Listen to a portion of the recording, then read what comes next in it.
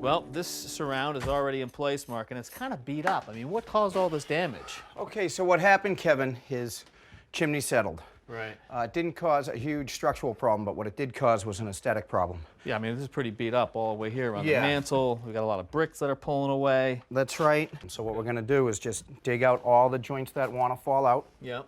And we're going to repoint them. As you can see, we're using a red right here. This red is going to dry down and match this red that you see in the existing. So how do you actually make up your colored mortar, Mark, and know that it's going to be a good match? So what I do, Kevin, first of all, I go as deep as I can into that joint, so I know I'm going to get the purest original color. And then what I'll do is I'll take a dye, which it's a powder dye that comes out of a bag, just like that, right? I'll manipulate it into my mix, and I make 3 or 4 samples. I let them dry. I compare the chunk that I took out of the original work and see where it lands. So this is going to become lighter when it dries. That's right. It's wet right now, so it's a lot darker than I want it to be. But again, I know over the course of 3 or 4 days or a week, that's what I'm going to end up with. Nice.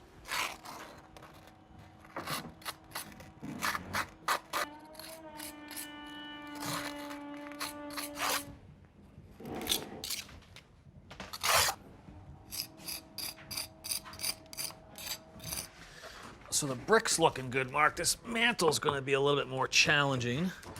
Got some funky pieces here. You gonna be able to reuse these? Right, so this is existing. This is actually our corner piece that goes right like that. As you can see, this is the same material, the clay. Oh, yeah. Yeah, see that? That matches the brick. They just painted over it. They just painted over it, right, but we found out that we had some missing pieces, so we had to have some new ones made. So what's that process? What they do, Kevin, is they actually build a foam box with the original inside it. They pour a 2-part rubber compound all the way around that. That produces a mold, which they poured Portland cement into the mold. And we can use Portland because we're going to paint over that as well. That's right, yep. And that actually produced this piece. All right, and then we lay them all into a bed of mortar? We lay everything into a bed of mortar, right. That's a darn good match to the original. Right, it's great.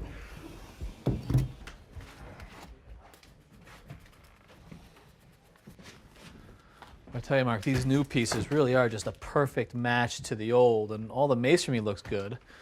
The facade itself, though, needs a little bit of love, right? Right, so what we're going to do, I can tell that this whole thing was painted white at one point. Everything. Everything. If you look into some of the joints, you'll see that there's white. Yep. So what we're going to do is once everything sets up and dries, I'm going to take a rag with some white paint, and on my work, I'm going to try to just work some paint in and just see if I can match the whole thing a little bit better. And then mantle gets a whole new coat of paint right here. A whole new fresh coat of paint, that'll look great. And you think with that, or we're going to be fine? I'm good. All right, thank you, Mark. Thanks for watching. This Old House has got a video for just about every home improvement project, so be sure to check out the others. And if you like what you see, click on the subscribe button to make sure that you get our newest videos right in your feed.